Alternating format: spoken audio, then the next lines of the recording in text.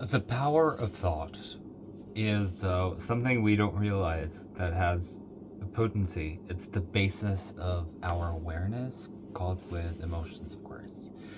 But there is ignorance of its consequences, and that's one of the things that we're covering today in this program.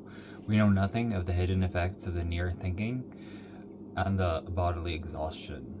Who cares? Son? I have no effect on everybody and anybody else. Today we will see that the basic ideas behind thought forms and egregors and magic, behind these tied one into another.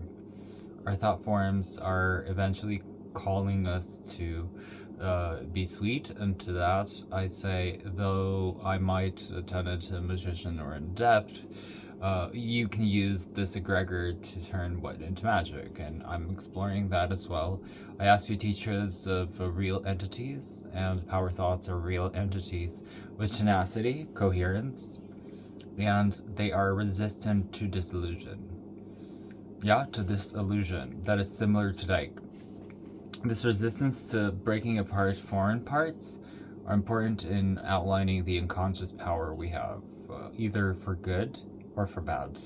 And throughout the research that is done, I call bad the evil.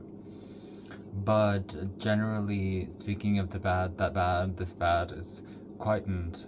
The equivalent of Hamlet and the McCage states, I read it. Every thought of man, upon full development, passes into the inner world and becomes an active entity by coalescing with the Elementor. It survives as an active intelligence, a creature of the mind, begetting, creation, for a longer or shorter period proportionate to the original intensity. This is important. The original intensity of the thought. They call it of the cerebral action which generates a bit.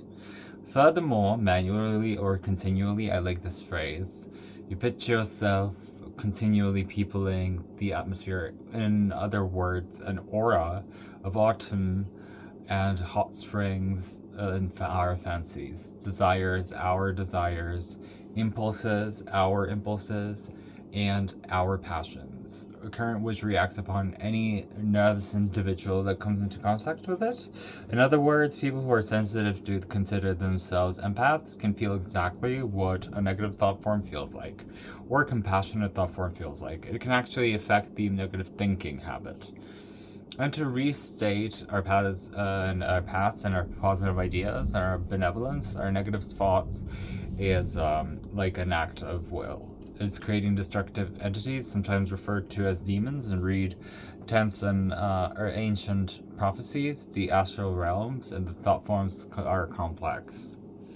In a book titled Carvane, Thrivescent, most of us are familiar with that. A series of common thoughts are exposed and providing good basic understanding of what is man speaking about, thought forms. And this is a good starting point.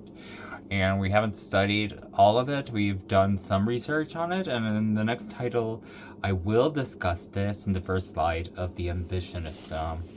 And anger, what does it look like? These are some ideas of what they look like. Ambition, usually when it's ego oriented, it's egotistical and selfish. There are hooks that are putting us back on the pushing mechanism, and that's common. So ambition has the hooks on it, selfish ambition. For what's great, looks like this one, in explosive anger. My boo-boo has been exposed many times, and I've explosively admitted in a whispering way, in a religious devotion, that this is important. Like most of our thoughts are very vague and cloud-like.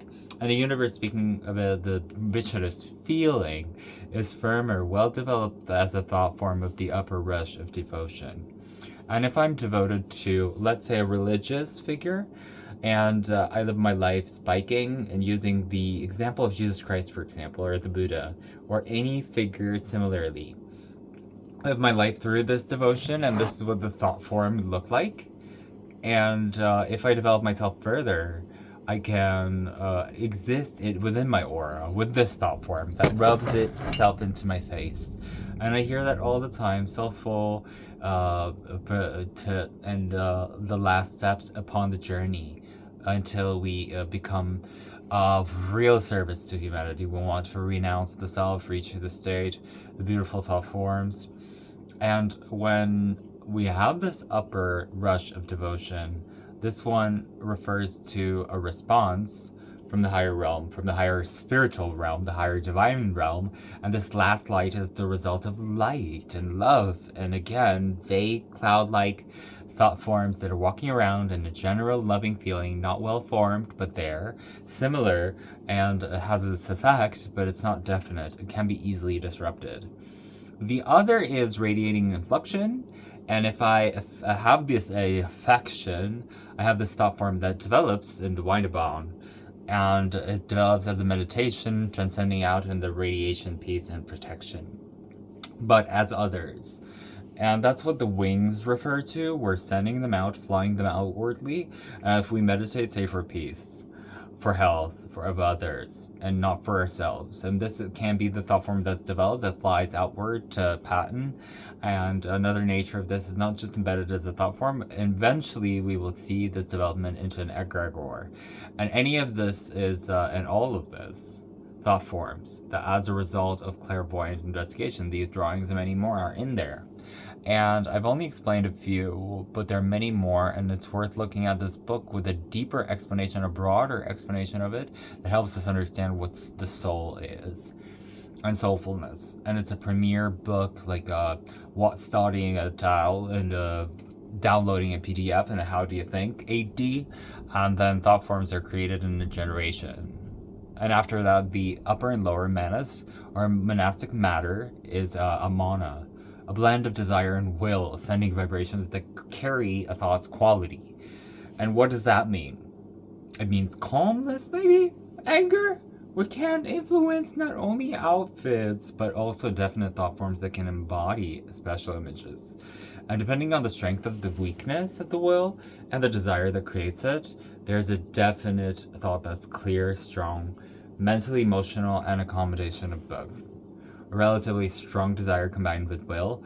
A strong thought can create an image of a thinker, and the thinker can project an astral double of their self and into the distant space. And at another time, there's an immaterial object that is seen by the third eye, like an abstract shape expressing a thought's quality. And it's important to understand too, because the quality of this thought makes a difference too. It doesn't make a difference.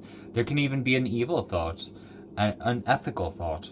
And these are qualities of thought forms. We have to understand the nature of these things if we are to understand how we work in this world, how we live in this world. For example, a flash of anger or rose-colored cloud reflecting the emotion behind the thought. And that's what they talk about frequently, is a mental projection, but also an emotional one. Projection filled with desire, what we want, what we need, and not just an emotional thought. But there is that thought form that's built from the substance of our own mental end and astral bodies, oaring in our upper thoughts, fueled by strong emotion, can detach and even travel.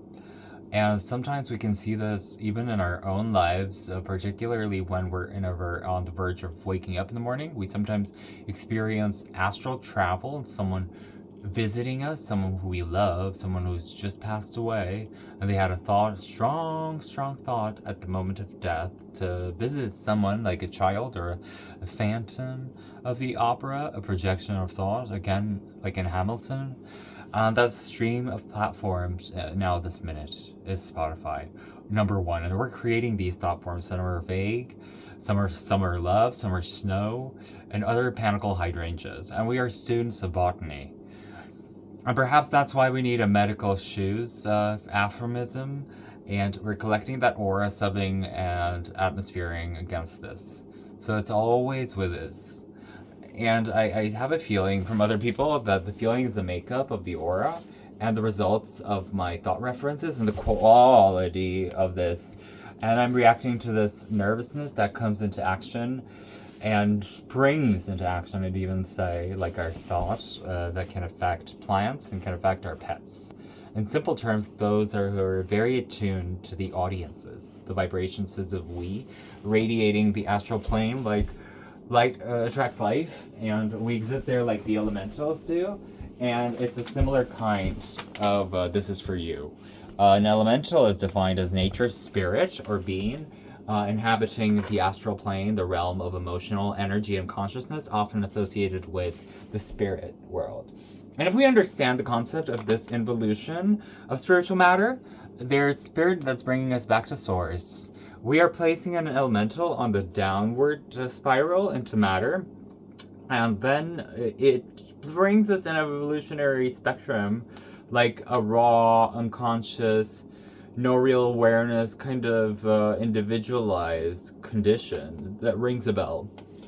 They exist there on the astral plane, eventually entering what I call the physical world, and they have a conflict with Venus, so to speak. In families, communities, and shared emotions, they're collective thought forms, and those are called egregors. There is a collective thought form for this launch. For this iPhone 17s Plus or 18 launch, an atmosphere around it, like a group thought form of clout. And it creating crits. Looking through this looking glass and rose-colored glasses, so to speak, into different directions. And that color, it's either a mental, patterning, or is a combination of both. But these are the strong platforms, like Devil Wears Prada 2 and not this group again. Our families are ties to the city counts and the nation. And I believe, although I haven't seen this in the entirety of the world, I have grouped up and worked, so to say, and developed a Seniyata. And I have my own consciousness and a boom consciousness, H.P. Blavatsky, kind of consciousness. So it's not truly and really a thought form, it's only a consciousness, unless it's a creation of an adept who has preconceived objectivity and his own consciousness, and most reflects automatic eight entities that blindly, and this is very important, blindly follow and carry out the single tasks of wielding them, instilling in them the calmness and unconsciously. And we aren't aware that we don't have a voice, and that matters because we're instilling a certainty, a certain path for this egregor, a certain type of life we're living, for this egregor and for this group egregor, and there are many of them. We're not just affected by the family, so to speak. So the soul of the nation, any group of the mountainous people, some way or another appearing with a life of their own. And it's really our mental energy at work, or wit, and makes the universe bigger. And a vigorous thought form can be, through time, a kind of independent living being, not by conscious action, not by a blind following out of the impulse given to it by the members of the group. It's attached to it. So in a way, we unconsciously direct this, we grow, and the egregor is in the subgroup of the AD2 is apportioning the antelope and the cantaloupes as if they were conscious. And we can appear into places at once by sending a thought form to the astral devil himself, and we can interact intelligently. In such cases, it's cinnamon, and in other it's two form. In Tibetan Buddhism, for example, practitioners speak of tulk and a tupa. And stupas is phantom forms of symmetry and egregors that are produced through intense concentration. It's on purpose originally and optionally. I'm going to give you 2 Alexandrites in a egregor. And I generate a tulpa myself in a friendly muck, allegedly shiny one, and it's the rule of the thumb that it becomes troublesome when you're trying to be absorbed and deconstructed. In short, like this, there are circumstances that might attain a degree of autonomy, especially if sustained by ritual and intense belief, a concept that bridges into the idea of egregors. And the definition of an egregor is that a concept of an esoteric thought, returning to the arousal of the collective thoughts and emotions. A group of like-minded individuals that are essentially group mind, and they're grouping in a conscious con And and Chaka Khan's concerts in the past. It's a concept that is shared by beliefs and emotions and tensions, and even that group religious torture. And it's not necessarily evil because they can be, and they're not intentionally created to take action, but they still have an influence. And view empire, then it's an ankle, and the ankle and the devil himself and the Uncle Sam. Who else believes in that kind of babble? And the consciousness of rumination of sorts. It's an egregor of America. What would that be like? Or of a religion, all of set and stone. Congregations of prolific and licking papers when swifting through the texts again and again. So, or even an organization, right? And an egregor of thoughts and actions within the group and can be conduits for non human psychic intelligences.